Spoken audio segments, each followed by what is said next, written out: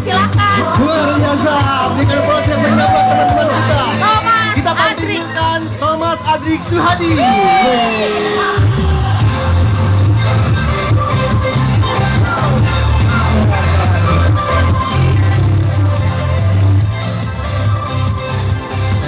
Oke.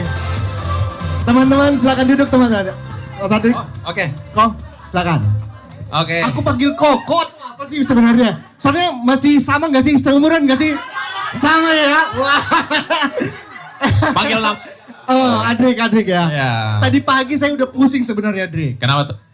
Aduh, Adrik 20-an. Gimana ini? Saya baju pakai mana nih? Ini udah oke kok. Ini udah oke. Oh gitu ya. Aduh. Udah oke. Udah cukup muda. Terima kasih. Pusing saya buka lemari, yang mana yang cocok. Soalnya jangan sampai kan, menurut teman-teman, ya menurut Feli nih, usia berapa nih? Jangan salah ngomong Jangan loh. ngomong.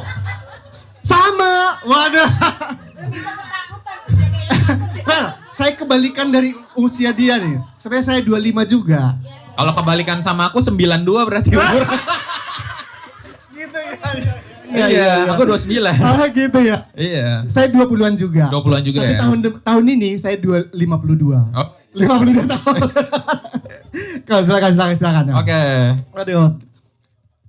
Teman-teman, sekali lagi berikan aplaus yang buat pembicara kita ya, luar biasa. Karena ini luar biasa teman-teman ceritanya ya. Nanti kita gali ya. Boleh kenalan? Boleh. Adik boleh kenalin? Mati nih, mati. Iya benar ganti. Coba. Emang ada bedanya? Oh ya, oke. Dia pegang bawah nggak mau ya? Dia pegang atas. Oke, siap. Emang agak lucu nih Mike ya. Iya. Oke, teman-teman selamat pagi in company. Apa kabar? Yes. People quality. Oke. Sip. Mantap. Sebelumnya thank you buat Bu Nadi, Pak Indra yang udah manggil. Thank you kepercayaannya ya. Ini masih mati-mati nih. Oke, thank you kepercayaannya buat undang Edric di sini. Di sini gue ngomongnya pakai gue apa ya? Wah, Bapak ya? masih seusia kok. Masih Susia ya. Teman-teman, usia berapa kalian? 25, rata-rata 25. Jadi Oke. gue lu sama aja. Sama aja ya, oke. Nyambung. Takutnya nggak sopan. Enggak, udah sama. Oh, udah. Tiba-tiba, Sama ya? tiba-tiba semua di sini Seumuran usia 20-an. ya? Boleh. Ya udah. Oke. Jadi intinya nanti apa yang gue coba bagikan teman-teman, tolong ambil yang baik aja, buang yang gak bagus karena gue juga belum terlalu lama di Prudential, gue startnya itu di 2020 gitu. Jadi belum lama banget tapi dibilang baru juga ya enggak juga lah. Jadi benar-benar ya gue sampai hari ini pun masih banyak belajar kok gitu. Jadi apa yang gue bagikan benar-benar pure dari pengalaman gue sendiri teman-teman. Oke? Dan kenapa gak ada materi? Karena gue orangnya sanguin temen-temen. Oke, orangnya sanguin itu gak bisa bikin materi. Pernah gue sekali bikin materi teman-teman. Gue lupa abis ini slide-nya apa ya. Kan jadi omongannya jadi gak bisa nyambung gitu loh. Dan ketika gue udah beberapa kali speaker gitu pakai materi, rasanya ya lebih enak ketika talk show. Karena kalau talk show benar-benar bisa bantu ngejawab apa yang kalian butuhin. Sedangkan kalau materi mungkin buat sebagian orang gitu. Ini pegang. Nah kan. Tes. Nah. Oke, ini lebih enak nih ya. Oke. Jadi gitu ya teman-teman. Jadi kenapa talk show begitu? Oke. Sebelum saya juga harapan indah nih, Drik. Saya juga harapan indah nih. Di sini banyak orang harapan indah, Drik. Oh. Jangan-jangan. Harapan indah siapa? Harapan indah. Berdiri, harapan indah, berdiri. Woi. Luar biasa. Harapan indah. Harapan indah luar biasa. Jalanan rusak gak apa-apa. Tetap banjir, oke. Mantap. Emang ya walaupun rumah kita banjir gak apa-apa. Aduh, luar biasa. Agak-agak Ya. lain harapan indah ini. Walaupun jalannya jelek tapi tetap happy ya. Iya, nggak apa-apa. Tapi bro, sebelum cerita ke sana bro, boleh cerita nggak bro, latar belakang orang tua gimana dulu? Oke. Sebelum masuk ke bisnis asuransi maksudnya ya? Boleh. Jadi teman-teman kenalin sekali lagi gue Adrik, gue kelahiran tahun 97. Teman-teman dulu kuliah di Atmajaya, Mechanical Engineering. Teman-teman ada yang teknik? Teknik ada nggak? Teknik mesin juga? Oh industri, oke. Kebetulan gue teknik mesin, Mechanical Engineering. Kalau kata orang lulusannya jadi montir bengkel, emang kurang ajar. Katanya. Tapi ya puji Tuhan ternyata tidak. Ketika lulus S1 itu ya lamar kerjaan, ada kok beberapa perusahaan yang terima bukan jadi montir. Emang teman-teman kurang ajar gitu. Nah jadi kalau background keluarga itu sebenarnya gue lahir dari keluarga yang menengah ke bawah teman-teman. Oke, dulunya enak hidupnya ketika zaman aku TK dan SD karena papa waktu itu sempat di posisi GM teman-teman, waktu kerja kantoran gitu. Tapi singkat cerita intinya papa tuh kena fitnah teman-teman. Karena kena fitnah sama orang kantorannya, ya udah papa mundur, ngalah dan buka usaha toko kelontong. Jadi buka sembako teman-teman, gitu di rumah, di Harapan Indah. Tetap di Harapan Indah. Tetap Harapan Indah. Bener. Deket ini loh, deket bundaran ikan gitu. Nanti Tahu di ya? share lokasi. Ini soalnya kalau gue cerita cuma orang HI yang tahu. Jadi gue gak usah ceritain. jadi intinya teman-teman, sampai si papa itu bikin toko sembako. Karena ya udah kena layoff dari kantor, dia udah gak mau lagi lah. Karena ngerasa capek dan takut ibaratnya kejadian hal serupa. Gitu. Ini udah gue gak usah pakai. Masih sama ya, Iya. nggak apa-apa. Soalnya ada Zoom. Oke, ya udah gak apa-apa. Lu kan masih Belum beres. Belum beres. Kok dari Tapi potong? nggak apa-apa sebentar dikit. Oh iya.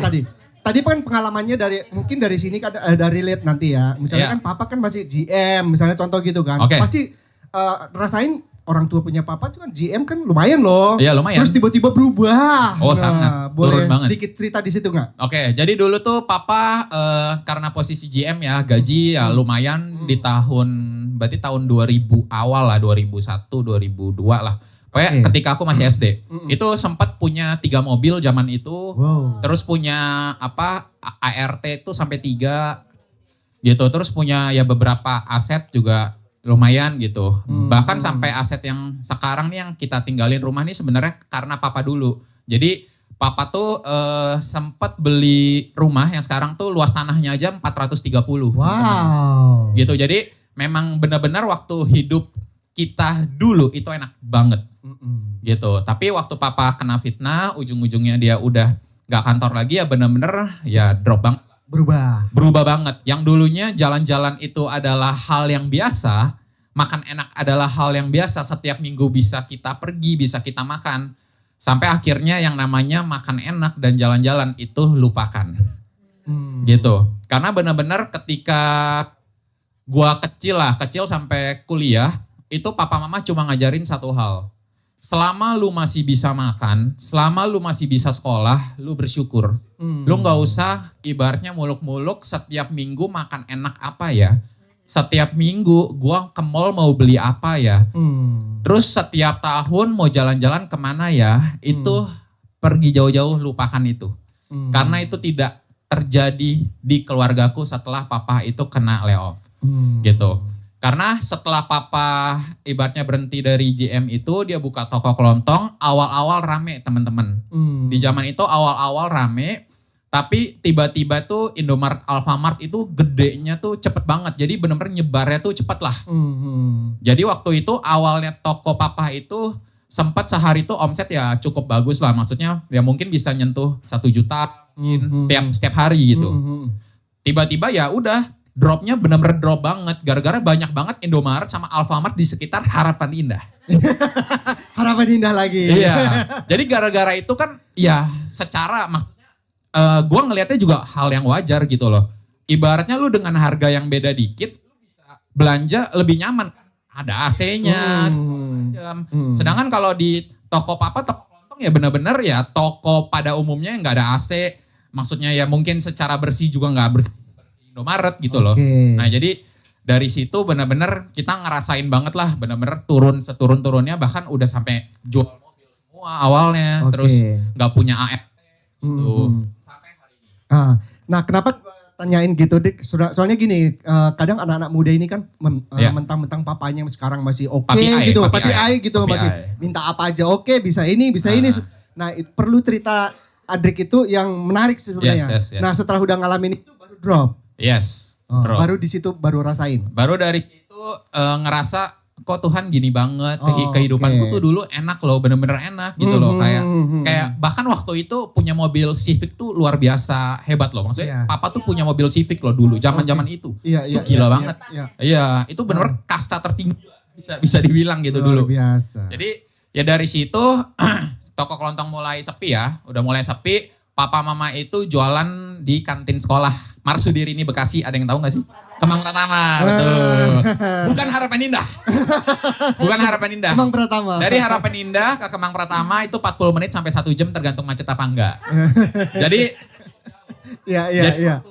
waktu SMP SMA itu kan aku dari 3 saudara. Dari 3 saudara itu semua sekolahnya di Marsudiri ini. Bukan karena pengennya di BPK Penabur Harapan Indah, pengennya. Tapi karena mama papa nggak punya uang, jadi waktu itu ya cari yang lebih murah itu di Marsudiri ini.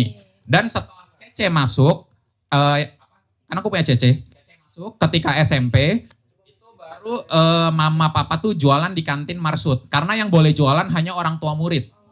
Jadi nggak bisa sembarangan yang jualan. Jadi untuk membantu juga orang tua murid yang susah. Jadi waktu itu ya papa mama jualan di kantin sekolah, jualan mie ayam. Harganya cuma 10.000 teman-teman. Berharap apa? Modal mungkin 6.000, 7.000, mungkin cuan cuma 3.000 per satu mangkok. Itu pun belum dipotong sama yang namanya pajak, bukan pajak. Ya kayak sewa gitulah. Tapi Marsud itu gue, kok jadi cerita ya? Ya pokoknya agak sebel karena hitungannya per satu mangkok, lu harus bayar 30%, lu gila banget itu. Per satu mangkok loh, gitu. Jadi ya dari itu benar-benar definisi apa ya, mamah terima uang gede segala macam tuh enggak. Benar-benar ya itu ya. Yang penting ada cuan, bisa hidup, bisa makan, bisa sekolah, ya udah. Bahkan waktu itu sampai semua aku, Cece sama Dede itu sampai kuliah. Papa itu berjuang benar-benar sampai bisa ngutang ke saudara, ngutang kemana gitu. Jadi benar-benar gue tahu rasanya perjuangan.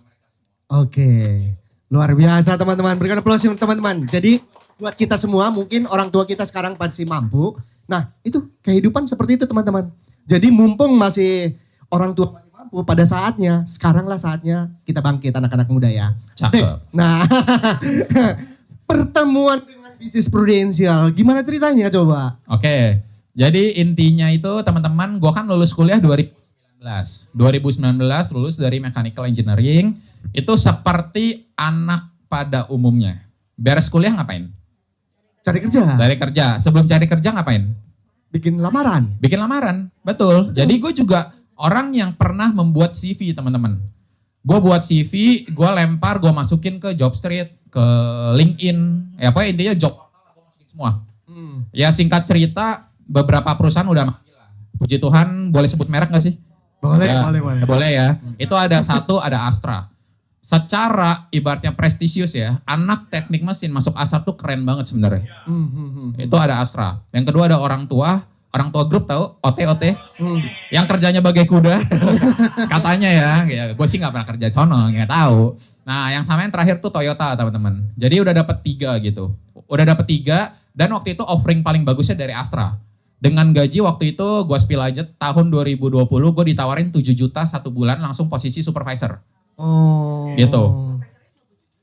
Iya, tapi tahun 2019. Baru. Tapi itu 7 juta bersih full tunjangan. Jadi waktu itu aku tuh di penempatan tuh di Semarang. Jadi 7 juta di Semarang tuh bersih. Iya betul, enak. Besar. Dapat mes, dapat transport, dapat apapun itu dan Benar. mungkin kalau teman-teman tahu bonus Astra tuh gila gede banget. Iya betul. Gede. Jadi secara 7 juta bersih tuh enak. Gitu. Jadi waktu itu sebelum ketemu bisnis prudent tuh posisinya tuh seperti itu. Gitu. Jadi udah sempat lamar segala macem, udah sempat mentok sampai offering gaji lah. Tiba-tiba ada satu dari email masuk dari GPS. Oke, jadi gue agency di GPS teman-teman di APL Tower gitu. Iya, iya. Nah, masuk dari GPS teman-teman. Dari GPS itu singkat cerita, gue nggak tahu ini apa. Gue tahunya, oh ini buat apa? Maps gitu ya. Oke lah, gue karena orang yang nggak, ya, GPS. Iya. jujur gue nggak tahu. Dan gue tuh tipenya ya udahlah, gue kalau dipanggil baru gue coba ngulik. Oke. Dan waktu itu GPS belum siap secara website. Jadi ketik GPS ya keluarnya GPS pada umumnya gitu. Tapi karena intinya kantornya di APL Tower, Central Park, keren lah, prestisius kalau gua bisa di situ. Jadi tipenya walaupun udah ibaratnya ditawarin ini kayaknya udah 90% lah mau. Gue tetap ibaratnya ya udah gue coba dulu untuk lihat peluangnya kayak gimana. Gitu. Setelah udah lihat segala macam, diceritain soal konsep bisnisnya bahwa di sini ibaratnya lu nggak jadi karyawan itu dikasih tahu. Dari situ pulang mikir kayak, ya juga ya. Gue dengan kondisi sekarang, papa mama kerjaan di kantin, nggak ada kepastian maksudnya gue bisa hidup lebih enak segala macam. Kalau gue kerja ikut orang dengan gaji 7 juta, gue ngitung teman-teman. Gue Oke, gaji gue 7 juta di tahun 2019. Gue berpikir gue sebagai orang yang paling beruntung aja. Setiap tahun gue naik income 10%, itu jadi 7,7, 8,4, 9,2 segala macam. Itu gue mikir, dipotong-potong sama biaya hidup segala macam, buat nabung, buat entertain segala macam. Ujungnya nabungnya berapa sih? Terus gue mikir lagi, gue punya goals, gue pengen loh bisa punya mobil enak. Gue pengen loh ngerasain jalan-jalan Bali kayak gimana, gue pengen loh ke luar negeri tuh kayak gimana. Setelah gue hitung, gak ada hitungan yang masuk. Jadi dari situ ketika gue dijelasin di GPS, ini sistemnya bisnis, lu bisa dapat income yang lu mau. Lu bisa atur sendiri, lu punya income tuh berapa, lu bisa atur. Dari situ ya udah otak bisnis gue ngitung segala macem. Waktu itu aja teman-teman. Waktu itu jualan 1 polis aja komisi 5 tahun. Itu gue udah ngitung, gila. Kalau gue jual 10 polis, kalau gue jual 10 keluarga, income gue ngegulung kayak gimana? Itu gede banget. Apalagi sekarang. Udah tahu kan, sekarang komisi tuh seumur hidup ada loh. Iya. Lu bayangin kalau lu jual banyak, lu kayak gimana? Gue bahkan udah punya hitungan di mana gue harus jual PWM supaya setidaknya ketika gue pensiun itu akan terus ngegulung Jalan setidaknya terus. untuk apa biaya hidup gue yang lain. Karena gue team builder. Jadi setidaknya dari PWM ini untuk kebutuhan hidup aja gue pakai dari situ. Sisanya dari team builder. Oke. Nah itu tuh dari hitungan situ teman-teman. Gitu. Jadi ya dari situ gue ngeliat kayak gila ya. Kalau gue nggak coba ini insurance, gue nggak coba ini prudential, kayaknya yang rugi gue. Toh waktu itu kondisi gue masih muda, baru lulus kuliah. Gue cuma mikir bodoh satu hal. Amit-amit gue gagal. Ya udah gue masih muda, gue bisa coba kerja lagi dan gue yakin kok maksudnya gue punya kualitas yang oke gitu loh. Gitu. Ya jadi ya dari situ ya udah gue coba masuk, gue all in, gue ibaratnya benar-benar jalanin prudential sampai sekarang teman-teman. Oke, tahan dulu. Sekali lagi berikan aplaus teman-teman ya. Nah, bro, tadi kan lu memutusin, tapi memang udah lu pikirin sebenarnya udah dipresentasikan di GPS itu kan? Yes.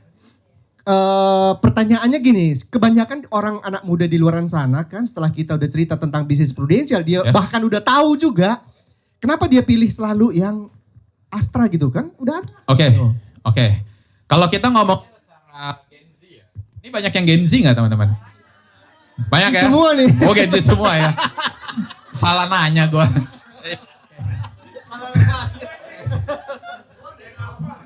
Gen apa? Lebih muda tuh. Oke, jadi kalau kita teman-teman ngomongin secara Gen Z ya. Gen Z itu adalah generasi yang menurut gue tuh paling suka hal yang instan. Ya kan? Suka banget hal instan, pengen banget cepet kaya. Tapi gak realistis ngomongnya. Gak realistis dia. Dia pengen banget, gue pengen sukses, gue pengen berubah hidup segala macem. Tapi lu gaji 3 juta lu jalanin terus.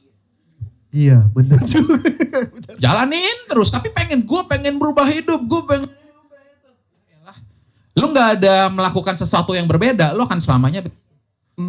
Lu pengen punya income 10 juta, sekarang gaji 3 juta. Tapi kalau lu punya ibaratnya keinginan buat merubah itu, lu akan melakukan cara yang berbeda. Contoh, misalkan lu jalanin, misalkan ya jualan makanan kayak apa. Lu melakukan hal yang different, yang berbeda, itu yang membuat income lo naik. Tapi yang sekarang ini banyak banget udah sukanya instan, tapi agak mager. Karena pengennya apa? Gue kerjanya nggak capek, income gue gede. Gue lu gila bro. Gitu. Nah, terus dari situ intinya, kenapa gue ujung-ujungnya tuh memilih prudent. Karena waktu itu jujur ya teman-teman, ketika gue zaman kuliah, itu gue duit jajan itu gak gede lah. Itu pun kadang mama gak transfer karena ya lagi gak ada uang. It's okay. Makanya kalau teman-teman sadar, gue melakukan jualan MLM. Ya, ada beberapa MLM sampai gue dimaskerin gitu kan. Glowingnya sampai sekarang teman-teman. Glowingnya sampai sekarang. Itu bukan karena gue suka. Gue gak suka teman-teman. Tapi karena kondisi di mana kalau gue tidak melakukan sesuatu yang berbeda, gue akan tersiksa sendiri. Gue cuma mengharapkan duit jajan doang. Ya nggak bisa. Bokap nyokap gue lagi nggak ada uang. Mau sampai tangan nyokap gue ibaratnya dibelek, buat apa juga nggak bisa keluar uang teman-teman. Jadi buat apa gue nungguin mereka? Kenapa gue nggak melakukan supaya gue bisa mendapatkan sendiri? Jadi waktu itu gue dari zaman kuliah, gue udah berusaha, ada jual pulsa, ada ikut MLM, ABC segala macem. Yang penting apa? Bisa menghasilkan uang teman-teman. Karena zaman gue kuliah teman-teman, ya puji Tuhan, gue ada beberapa teman yang memang hidupnya tuh enak lah. Maksudnya dari papi ai, mami ai. Jadi hidupnya enak banget. Ketika mereka itu bilang, Drik nongkrong yuk. Tapi duit gue lagi habis nih, belum ditransfer lagi, kita nongkrong yang murah-murah aja. Oke bro, gue semangat dong kalau dengar kata murah-murah. Oke, di mana? Tahu nggak mereka di mana? Grand Indonesia. Warkop, make sense. Dia ngajak nongkrong di Solaria. Buat gue Solaria makanan paling murah 50.000 loh. Iya betul. Oh ternyata orang kaya tuh paling murahnya Solaria, gue udah tahu. Tuh dari situ gue udah tahu. Oh gitu ya. Itu zaman berarti gue kuliah 2015-2016 teman-teman. Nah makanya. Gue nasi gorengnya biasanya yang 10.000, 15.000, dan dia 10.000 yang apa nasi goreng bebek cabai hijau kan, nah itu kan mahal. Nah kayak gitu. Jadi dari situ gue berpikir kalau gue tidak menerima uang jajan dari mama, gue tidak punya tabungan, gue setiap mau pergi sama mereka masa gue bohong. Gue sering banget teman-teman ngebohong. Gue bilangnya, aduh sorry banget nih, gue lagi ada kerjaan, padahal nggak ada kerjaan, emang gak ada duit. Nggak ikut mereka dan gue nggak pengen gitu terus, kayaknya nggak enak banget gitu loh. Jadi dari situ ya udahlah, ikut apa yang ada, ikut MLM segala macam, ya udah gue jalanin aja dulu, yang penting ada hasilnya gitu. Dan kenapa MLM? Karena MLM waktu itu adalah bisnis yang paling murah teman-teman. Kalau kita ngomongin soal buka bisnis konvensional pada umumnya itu mahal, lu sewa ruko lah, ibaratnya lu belum R&D-nya segala macam, lu belum mikirin sistemnya, itu nggak gampang loh. Lu punya modal pun modal lu bisa hilang kalau lu nggak pinter ngitungnya. Lu mikirin sistem emang segampang itu? No, susah. Jadi gue mikir waktu itu ya udahlah, yang sistemnya udah jadi, modalnya kecil, ya udah gue coba. Dan kebetulan waktu itu tidak ada Prudential masuk. Mungkin kalau Prudential masuk gue udah dari lama. Gitu. Tapi waktu itu ya cuma adanya munculnya dari MLM, ya udahlah gue coba jalanin. Gitu. Oke, luar biasa. Belum. Belum. Kan belum menjawab. Belum menjawab. Belum, itu belum menjawab Pak. Iya. Jadi dari situ teman-teman, gue dapat duit, ya kan gue dapat duit dari jualan segala macem. Itu gue nggak pakai buat gue jajan, tapi gue ikut seminar bisnis Patung De Semua Ringin, Miss Mary Riana segala macem. Wow. Jadi gue putar lagi jadi invest buat gue. Luar biasa. Gitu. Nah jadi dari situ, dari ibaratnya walaupun gue kuliah teman-teman, tapi secara mindset gue tuh udah bisnis banget. Gue nggak pengen kerja ikut orang. Karena kenapa? Punya banyak sekali cerita dari orang-orang kerjanya ikut orang. Gue bukan menjatuhkan orang yang kantoran ya, tapi maksudnya dari pengalaman Cece gue sendiri, dari pengalaman teman-teman Komsel, itu kan mereka cerita kan seminggu gimana. Yang ngomongin hal enak tuh rata-rata gak ada loh. Maksudnya capek banget, gila gue capek banget nih, bos gue gini lah, bos gue gitu lah, gue lembur gak dapet duit lah, segala macam ya gitu-gitu lah. Maksudnya kebanyakan ngomong tuh yang hal begitu. Jadi walaupun gue tidak pernah merasakan langsung, dari cerita 90% orang kan udah begitu. Ngapain gue nyicipin? Ya. Ya jadi ya udahlah. Gue Coba aja prudent. Prudent. Begitu. Iya. Selesai. Nah, jadi teman-teman anak muda sekarang udah mantap ya pikirannya ya, karena udah ada contoh langsung ini ya, bro. Ya, mundur sedikit. Boleh. Nggak apa-apa ya. Bahasanya kan baru tamat itu, yang baru bukan mundur itu bro. Mundur sedikit. Ceritanya maksudnya bro. Sedikit loh. Teman-teman, ini orang sanguin, dua-duanya sanguin jadi rame kan. Ceritanya gini, ini kan baru tamat kuliah 2019 Oke. gitu. Baru terus dengan posisi sekarang Prudential kan Yep. berbeda dengan jurusan yang lo tahu bro. Betul. Ada beban, Beda banget. ada beban dari orang tua, dari halangan dari mana, macam-macam. Coba gimana? Mengubah mindset itu kan bukan gampang. Yes. Coba Oke. cerita bro. Jadi teman-teman, ketika gue pilih Prudential pada akhirnya, halangan pertama itu ada di orang tua sendiri. Ada di papa mama sendiri. Papa mama sangat-sangat tidak support. Ini udah bukan tidak support ya, sangat-sangat tidak support. Bahkan waktu itu yang gue ingat sampai hari ini, papa mama gue tuh pernah bilang, kamu nggak bersyukur ya jadi anak. Papa mama udah bayarin kamu sekolah, kuliah sampai lulus, itu nggak gampang. Bener-bener ibaratnya banting tulang, pala jadi kaki, kaki jadi pala kalau kata orang dulu. Tapi kenapa lu udah dapet gaji yang enak 7 juta itu all in bersih, lu malah pilih pekerjaan yang gak jelas ngomongnya begitu. Kalau lu gak jualan kan gak dapet duit, ya kan? Iya betul. Bener. Jadi waktu itu halangan terbesar gue dari papa mama sendiri teman-teman. Orang terdekat ya. Orang terdekat bahkan. Tapi waktu itu intinya, nah ini balik lagi back to system. Dimana setiap ada masalah, lu mesti balik ke leader. Jangan lu cari temen yang ibaratnya punya cerita yang mirip sama lu. Lu cerita ke temen yang lagi sedih, iya nih gue ditolak, ujung-ujungnya lu juga jadi memble, tapi balik ke leader kan. So waktu itu ketika kondisi papa mama itu tidak setuju, gue ceritalah ke leader gue waktu itu Gencar. Intinya, gue cerita, kok papa mama kayaknya gak setuju deh, aku harus di Astra. Intinya begitu. Nah, yang gue belajar lagi dari leader gue tidak mati akal teman-teman. Ketika dia mendengar itu, tapi dia melihat, mungkin Gencar lihat potensi lah ya, maksudnya dia lihat potensi gue, makanya dia mau perjuangin. Dia berpikir gimana ya caranya buat meyakinkan. Berarti kan masalah utama bukan di anaknya, tapi di orang tuanya. Berarti yang mesti diselesaikan secara ibaratnya solusi yang baik, berarti kemana? Ke orang tuanya dong. Iya. So waktu itu pas banget teman-teman, itu lagi ada yang namanya GPS kuliner. Itu kontes makan-makan lah ke hotel bintang 5 waktu itu. Nah jadi makan-makannya tuh di namanya tuh Hilton, di Hilton Jakarta lah. Itu intinya di situ gua, mama papa sama mantan itu diajak. Jadi ya, pelan-pelan. Takut denger. Pelan-pelan. Jadi waktu itu makan berempat teman-teman. Makan berempat di situ.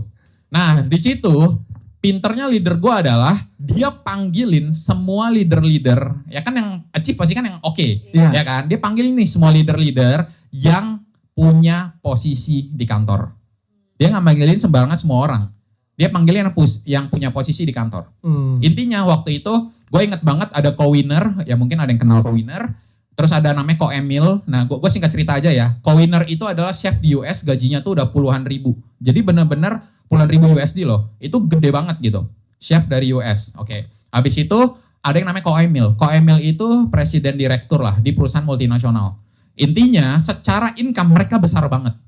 Secara ibaratnya yang mereka take home pay itu gede teman-teman. Setiap bulannya. Tapi mereka cerita kenapa ujung-ujungnya masuk Prudent. Kenapa? Walaupun income segitu gede, lu nggak lanjutin di sana. Mereka cerita ibaratnya versinya mereka masing-masing. Di situ ya bokap nyokap gue juga denger kan, dan dia mikir kayak ya udahlah terserah kamu Drik.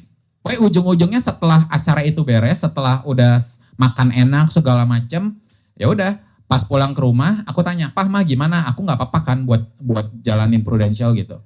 Mereka bilang, ya udah terserah kamu aja gitu. Nyerah. Enggak support ya, Enggak support. tapi jawabannya terserah. Terserah. Terserah buat wanita artinya apa? Tidak, aslinya tidak. Tidak. Tapi ya udah, waktu itu intinya gue cuma bilang satu hak, teman. Gue cuma bilang gini, Pak, Mah, kasih waktu aku 2 tahun. Amit-amit aku sampai gagal, aku akan nurut sama papa mama, aku kerja di mana. Tapi ternyata Tuhan kasih jalan, di 2020 COVID terjadi, ternyata omset orang asuransi meledak loh di saat COVID. Jadi waktu itu gue langsung promosi teman-teman. Gitu. Begitu. Oke. Jadi Jadi berarti kerekrut orang ya? terdekat. Kerekrut. Ya. Awalnya kerekrut dulu. Yes. Sebelum pas ngerekrut, udah kerekrut nih. Apa yang dilakukan peran leader gimana bro? Cerita dulu dikit bro. Itu kan COVID loh, masa COVID. Covid, Susah loh sebenarnya lo ketemu. Yes. Orang nggak kenal, leadernya nggak kenal kan? Enggak. Pertama, nah ini Karena coba. dari job street kan. Iya betul, Job Street. Boleh cerita bro? Oke. Jadi kalau ngomongin peran leader teman-teman, ini balik lagi ya. Karena gue ngerasa ini adalah bisnis gue sendiri. Ini bukan bisnis leader gue. Oh mindsetnya udah Kalau di situ ya? gue pengen gede di sini, gue harus berjuang dong. So ketika gue ada masalah, gue akan cari orang yang gue yakin bisa menyelesaikan masalah gue. Oke. Which is leader gue sendiri. Iya. Jadi setiap gue ada masalah, gue akan balik ke Ko Gencar. Gue akan tanya, Ko ini gini. Ini solusinya gimana ya? Nah pokoknya intinya dari situ, gue ngelihat kayak sistem itu penting. Training itu penting. Kalau lu merasa diri lu hebat, lu udah pasti kalah. Karena ketika lu training, lu akan belajar banyak dari semua orang yang naik ke atas panggung. Sekalipun lu ngelihat dia nggak bagus. Karena orang yang udah bisa naik ke panggung dan mau ngajarin kalian, berarti mereka punya sesuatu yang baik, sesuatu yang positif. Tinggal gimana caranya, lu setiap training, lu mengambil hal yang baik. Mengambil hal yang positif dari setiap pembicara. Selain itu, si Ko Gencar udah nanemin gue soal sistem segala macem. Dia juga selalu bisa, ya itu kok, kayak ngejawab apa yang gue tanyain. Gitu. Jadi dari situ, gue juga belajar juga gitu. Belajar banyak banget dari leader gue gitu. Langsung promosi tuh? Iya, rekrut langsung. 2020 2020 jalanin, 2021 AAB. AAD dulu. Orang harapan indah, orang harapan indah. Makanya rasanya care. care. Jadi dia ngerasain. Oh, tapi nggak ada rasanya ya? Oh, gak ada rasanya. Gabung sama orang Medan, jadi harus hari ini. Kak. Mana sih? Thank you. Oke, promosi. Ya. Nah, promosi itu langsung tim dong, bangun tim dong. Enggak, jadi gini teman-teman, di 2020 ketika zaman gue agent ya, gue ngejar promosi AAB itu nggak langsung rekrut orang, nggak langsung, karena leader gue pun udah ngajarin, dimana kalau lu masih agent, banyak-banyaklah lu jualan pribadi dulu. 80% lu jualan pribadi, 20% lu rekrut. Kenapa? Itu ada alasannya teman-teman. Karena ketika lu jadi leader, lu harus bisa dong ngajarin tim lu. Harus tahu dong masalah apa yang ada di lapangan. Jangan sampai lu udah ibaratnya banyak nih rekrut orang segala macam. Pertama, lu nggak bisa ngajarin. Lu nggak bisa tahu masalah yang dihadapin sehingga lu nggak tahu solusinya apa. Nah kalau kayak gitu kan jadi gimana ya? Maksudnya sama kita punya tim. So yang Ko Gencar ajarin itu, ya udah lu tahun pertama banyak-banyakin dulu deh nasabah gitu loh. Banyak-banyak jualan pribadi dulu. Dan supaya dapat income pastinya. Gitu. Karena rekrut banyak tahun pertama off riding gitu. Jadi dari situ ya udah gue produksi pribadi itu 273 juta teman-teman. 273 di tahun pertama. Di zaman Covid yang tidak bisa ketemu langsung. Gitu. Jadi ya dari situ baru promosi AAB. Habis itu ketika promosi ke AB Belum, sebentar dulu. Bro, sebelum nyampe ke sana bro. Tadi kan produksi pribadi harus dikencangin dulu katanya kan? Yes, Ya. betul. Pertama-tama jual produksi pribadi itu kemana bro? Soalnya di bayangan kita Ke ya. orang pasti. Covid. Ke orang. Kalau ke kambing nggak bisa. Soalnya banyak juga di sini. Sekarang kan nggak COVID, Ya. masih bingung juga. Oke. Ini musim COVID, nggak jualnya kemana gitu Oke. loh. Gini ya teman-teman, setiap tahun itu mungkin yang gue lakukan ya, ada cara berbeda yang harus kita disesuaikan lah. Contoh waktu itu di tahun 2020, tahun 2020 itu kan zamannya COVID. Bener-bener orang itu takut ketemu orang lain. Ya kan? Takut banget lah dia ketemu orang lain segala macam. Dari situ gue belajar lagi sama leader gue nih.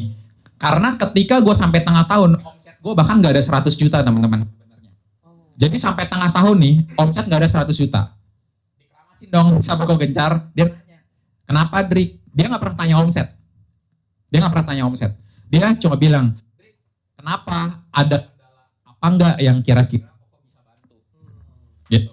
Terus dari situ ya gue cerita, gue bener-bener bingung mau jualan ke siapa lagi. Pertama, secara gue punya market. Gue gak pernah kerja kantoran loh. Gue gak punya market orang-orang kantor. Yang kedua, gue mau ketemu orang susah. Yang ketiga, teman-teman gue yang sepantaran, yang ibaratnya baru lulus kuliah, itu gak ada uangnya karena kan belum kerja. Mau kerja pun perusahaan belum nerima karena lagi COVID. Banyak yang layoff segala macem. Terus yang keempat, teman-teman yang udah kerja sampai waktu COVID pun masih kerja sama yang pebisnis. Omsetnya turun, bisnisnya drop. Secara gaji juga turun. Jadi waktu itu lu ada masalah sama gue. Tes. Kayaknya harus. Ya, Coba. Ada pegangnya gini. Ya. Spesial itu. Yang spesial. Oke. Jadi ya waktu itu sampai mana tadi ya? COVID. Oh iya. Kalau sekali terpotong hilang. Iya betul. Oke, jadi waktu itu ya intinya karena kondisi COVID segala macam dan gak punya market segala macam, bener-bener susah kan secara jualan. Makanya itu yang gue ceritain ke leader gue. Dari situ si Ko Gencar itu bilang gini, Drik, lu udah tahu secara market lu kurang oke. Terus secara kondisi lagi COVID, lu harus belajar di mana harus peka sama keadaan di sekitar lu. Contoh, lu tahu kan ini COVID, lu tahu kan teman-teman seumuran pasti belum kerja. Kalau lu cuma bermainnya di teman-teman seumuran, lu nggak akan bergerak kemana-mana. Terus harus gimana kok? Waktunya masih bodoh-bodoh ya, jadi nggak mau mikir. Jadi gimana kok? Jadi bilang, ya lu harus upgrade, lu punya market. Upgrade-nya kemana? Lu punya cece, punya mama, punya papa. Kenapa nggak coba dari marketnya mereka? Karena mungkin secara posisi orang yang punya posisi lebih tinggi kan mungkin di kantor, contoh lebih aman lah mungkin. Tapi potong gaji, tapi setidaknya terima income. Jadi dari situ gue diajarin supaya open market gue itu naik kelas. Kemana? Ke marketnya cece gue. Karena cece gue udah kerja duluan kan. Kayak gitu, selisih 3 tahun. Jadi waktu itu banyak prospek teman-teman cece. Sama beberapa teman mama lah, cuma teman mama nggak semua ambil lah. Tapi kebanyakan dari market cece yang banyak ambil, puji Tuhannya dari situ. Gitu. Terus yang kedua, Ko Gencar bilang, kondisi COVID, orang-orang ngapain sih, Trik? Di rumah. Di rumah kan? Betul. Di rumah ngapain? Santai. Terus ngapain lagi? Apa yang mereka lakukan sih kalau pas COVID lagi lockdown di rumah tuh ngapain? Nonton. Oke, terus? Bersih-bersih tanaman. Sosmed. Bersih-bersih tanaman. Oke. Di situ Ko Gencar nyadarin gue. Bro, gini Drik. Yang namanya COVID, orang-orang pasti di rumah. Orang-orang pasti mainan HP. Kalau lu tidak aktifin, lu punya personal branding ketika lu di insurance, lu akan lama-lama akan punah kayak Dino. Dia bilang begitu. Dinosaurus. Lu akan punah. Dari situ kenapa? Karena yang namanya ketika orang cuma rebahan scroll HP, mereka kan cuma lihat story sama mereka lihat feed. Waktu itu belum ada Reels ya, tahun 2020 lah. Jadi dari situ dia ngajarin, kenapa lu nggak aktifin, lu punya branding, lu punya Instagram. Karena gua teman-teman, orang yang tidak pernah posting story dan feed sebelum di Prudential. Gue posting itu mungkin dalam 2 tahun sekali, 3 tahun sekali, itu pun kalau gue inget. Sebenarnya sampai sekarang si Feli masih suka sebel sih gara-gara itu. Kamu nih gak pilih posting ini. Bukan gak mau, tapi emang males. Rasanya tuh males buat posting. Emang gak pernah main sosmed. Main sosmed tuh cuma buat scroll doang, lihat-lihat doang gitu. Tapi suruh mikirin ide konten segala macam gak pernah mau. Tapi di 2020 teman-teman, gua cuma bodoh-bodoh ikut. Oke kok, aku coba. Ternyata teman-teman, dari sosial media, setengah omset gua menuju AAB itu ditutup dari tiba-tiba orang nanya dari sosial media. Di zaman COVID, Drik, lu di Prudential ya? Berikan aplaus yang meriah, jangan ragu-ragu teman-teman. Semangat. Gak apa-apa. Nah jadi dari situ tuh benar Sosial. yang nanya tuh banyak. Drik, pas banget nih gue lagi mau cari asuransi buat nyokap gue. Ada aja, bener-bener ada aja. Karena di saat itu mungkin yang main sosial media belum terlalu banyak juga yang ibaratnya terbuka soal jadi agent gitu. Jadi di 2020 kok gencar udah lihat peluang itu. Nah itu di satu sisi lagi gue belajar lagi cara menjadi leader. Karena menjadi leader adalah lead the way. Lu harus pikirin apa yang tidak terpikirkan oleh lu punya tim. Gitu. Dan sebagai tim, lu percaya aja. Leader lu udah melakukan duluan. Leader lu udah kasih lihat nih jalannya. Ya lu kalau nggak lakuin ya udah.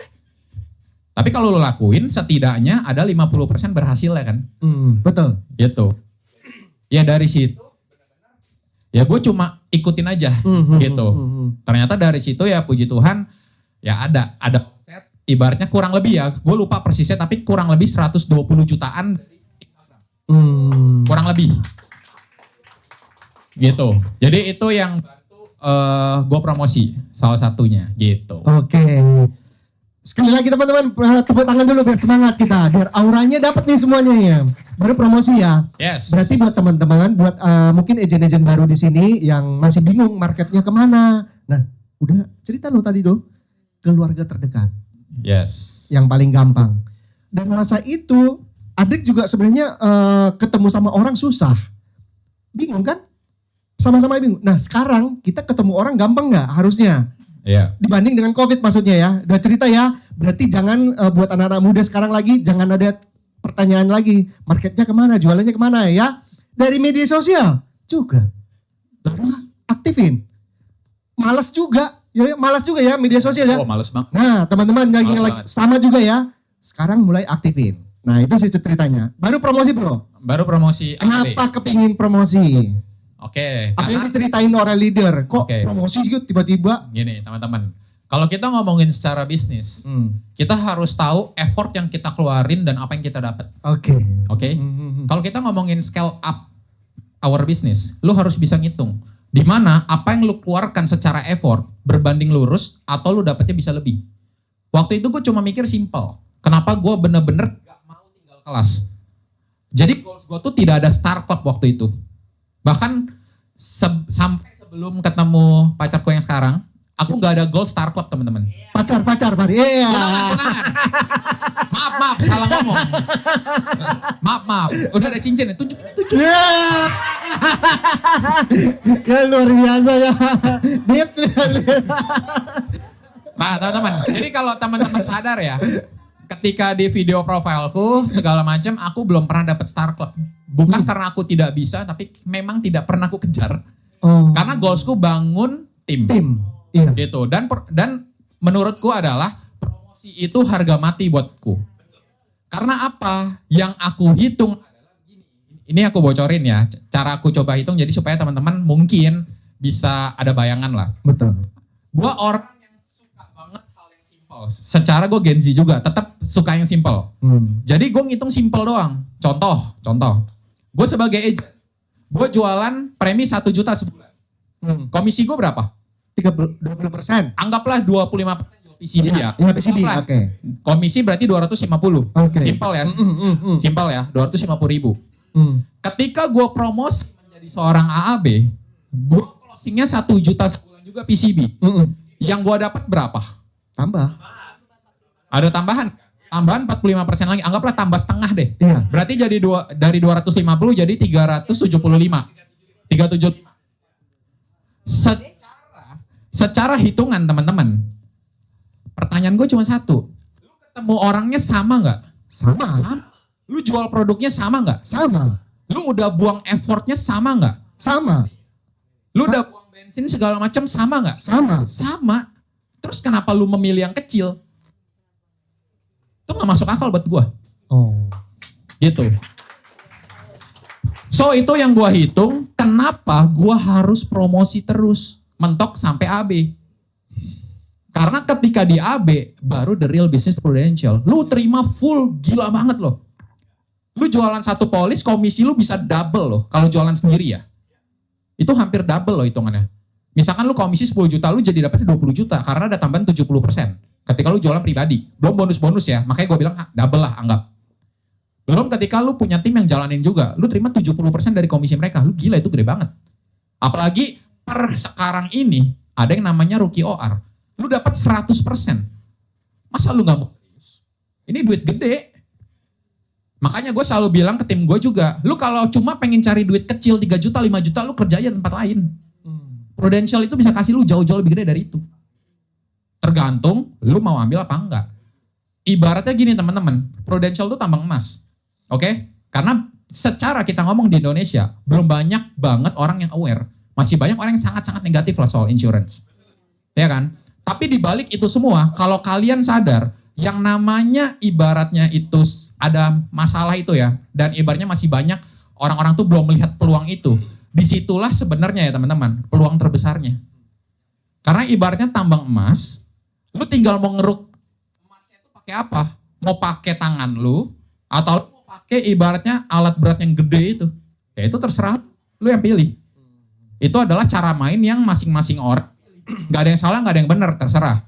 Tapi cara main gue adalah, kalau gue udah tahu gue bisa dapat lebih besar dengan effort yang sama, kenapa gue pilih yang kecil? That's why itu yang bikin gue benar-benar fokus ngejar promosi sampai AB. Gitu. Tepuk tangan dong teman-teman. Luar biasa ya. Jadi sekarang agent-agent yang di sini ya, mungkin ada agent yang masih bingung-bingung. Waduh, gimana ini? Masih baru tamat kuliah apa gimana? Nih, ada contoh ada teman-teman. Nih, udah cerita lagi bro. Apa tuh kok? Kalau sudah dapat AB nih kan sekarang kan, bangun tim. Ya. Yang didapat apa bro? Yang pertama tadi kan mobil pertama, ini Ya. apartemen. Ya puji Tuhan. Kalau usia-usia 40-an kan segitu kan ya biasa. Tapi Ya. kalau usia muda kayaknya keren banget gitu loh, bener loh. bener nggak teman-teman? Nah, coba cerita mobil pertama gimana gitu. Oke, sebenarnya gini teman-teman, mungkin banyak dari teman-teman yang apa ya, mungkin pernah ngeliat di sosial media ya. Ngapain sih lu punya duit langsung beli mobil? Kenapa sih lu nggak beli rumah dulu? Mobil tuh depresiasi lo, bla bla bla, beli. Gue nggak pernah dengerin mereka. Karena lu mesti tahu cara main lu sendiri. Contoh, seorang fotografer. Lu milih mobil apa kamera bagus? Kamera bagus. Kamera. Lu mau sampai orang kasih tahu lu beli rumah dulu lah, kamera mantar lu jual harganya langsung setengah. Lah, dia nggak tahu cara main si fotografer. Sama halnya dengan di sini teman-teman. Kenapa gue beli mobil? Bukan untuk sombong-sombongan. Gue nggak beli BMW loh dan ditarik enggak, lunas. Lunas loh, beli lunas. Lunas gitu. Gue beli karena apa? Pertama, ketemu klien jauh lebih enak dan on time. Dan secara ibaratnya gue ketemunya udah lebih proper, lebih rapi. Karena sebelumnya gue udah sangat sering merasakan pas zaman agent. Kan gue naik motor, itu sampai belang-belang segala macam, ketemu orang udah debu, udah kusem. Nah, udah kusem gitu. Terus dempet-dempetan di KRL, itu udah sering teman-teman. Naik bus ke Harapan Indah. Itu udah sering. Iya, kejagung banget. Nah, itu udah bener-bener sering gue lakukan teman-teman. Dan itu gue ngerasa kalau gue bisa punya mobil, untuk pekerjaan gue akan jauh lebih enak. So yang penting ya udahlah, yang penting mobilnya gue suka, nggak gitu mahal juga, nggak ibaratnya gue kenapa beli baru karena gue takut lah kalau gue kan nggak terlalu pinter lah ya maksudnya. Secara gue tadi aja hampir nggak lulus kuliah kan, skripsi 2 kali. Gue nggak sepinter itu teman-teman. Jadi secara ibaratnya knowledge gue tentang mobil gue nggak sepinter itu kalau gue dibodohin kalau beli second. Jadi ya udahlah gue beli baru aja. Terus yang kedua, kenapa gue beli mobil dulu teman-teman? Karena keluarga gue teman-teman, itu kalau teman-teman tadi sadar, kita tuh sebenarnya punya mobil. Tapi mobilnya itu mobil Panther. Ada yang tahu Panther? Yang Solar solar ya. hemat Kalau kita di dalam mobil kayak kuda kan. Ya, kayak gitu.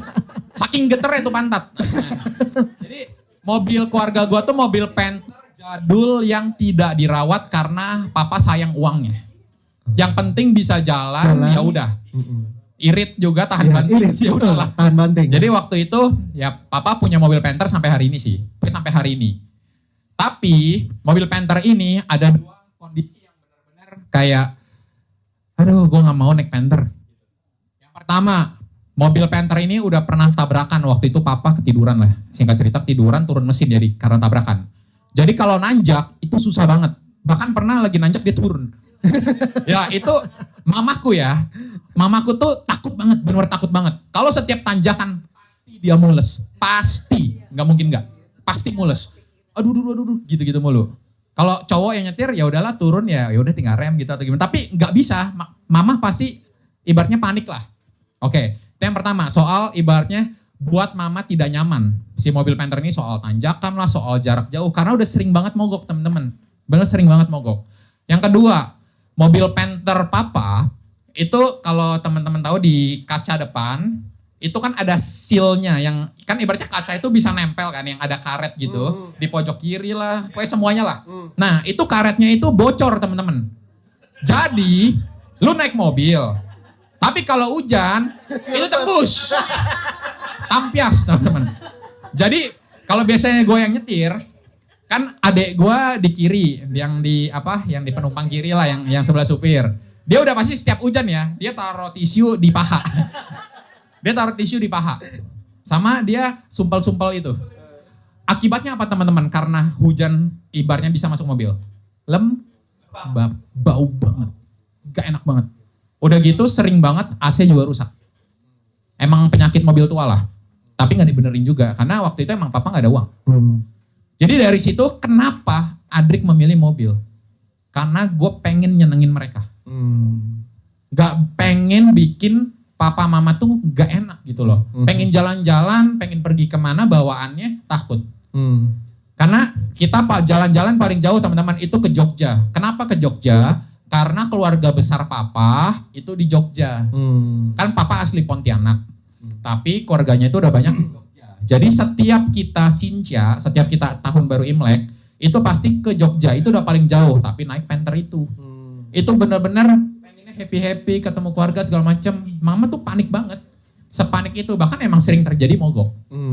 Jadi ya dari situ kenapa pilih mobil. Itu dari mobil teman-teman. Iya. Kalau yang apartemen, ya intinya aku gak pengen lah after married tinggal bareng sama papa.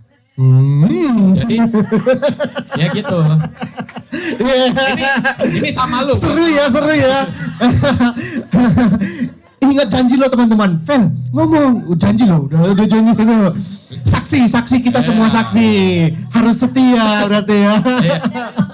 Iya, jadi intinya kenapa beli apartemen yang pertama gue melihat secara future lagi bahwa apartemen itu gue belinya juga studio kok, bukan yang 2 bedroom segala macam. Ada tujuannya. Kalau beli 2 bedroom bisa nggak? Bisa, sebenarnya bisa. Tapi ujung-ujungnya gue nggak pengen tinggal selamanya di apartemen sebenarnya. Gue pengennya apa? Nanti Sun mau beli rumah di BSD. Sun. Ah, nggak harapan indah. Bosen. Bosen. Jalannya rusak, banjir. Ya. Bener. Nah jadi goalsnya itu, kenapa belinya studio? Karena studio itu gampang disewain. Iya betul. Bahkan sekarang ini gue belum tinggalin pun, si marketingnya aja udah kontak gue, ada orang mau nyewa. Segampang itu, apalagi gue beli Pakuwon. Pakuwon tuh secara fasilitas bagus banget. Jadi gampang banget lah gitu. Secara akses dia juga bagus. Jadi gue lihat, oh ini oke lah, secara harga juga di bawah 1 M. Tapi untuk Pakuwon mahal sih memang. Studionya hampir 800 loh. Gitu, buat studio doang. Tapi ya gue intinya, oke, gue beli ini tujuannya tadi. Makanya ibaratnya ya udahlah beli apartemen gitu. Nggak langsung beli rumah dulu gitu. Terus yang ketiga, apa yang didapat lagi dari Prudential ya puji Tuhan bisa jalan-jalan dan nyenengin mama papa. Itu goals gue banget. Karena kenapa sih ke Bali doang Drik itu sampai dipasang di video profile? Karena itu for the first time keluargaku bisa pergi ke Bali teman-teman. Sakit tidak pernah jalan-jalan. Ke Bali itu menjadi bagian yang mewah buat kita. Dan bersyukurnya terkadang tuh ada orang yang tidak pernah pergi jalan-jalan misalkan ke Bali gitu. Ketika mereka paksain, ya mereka kan seadanya.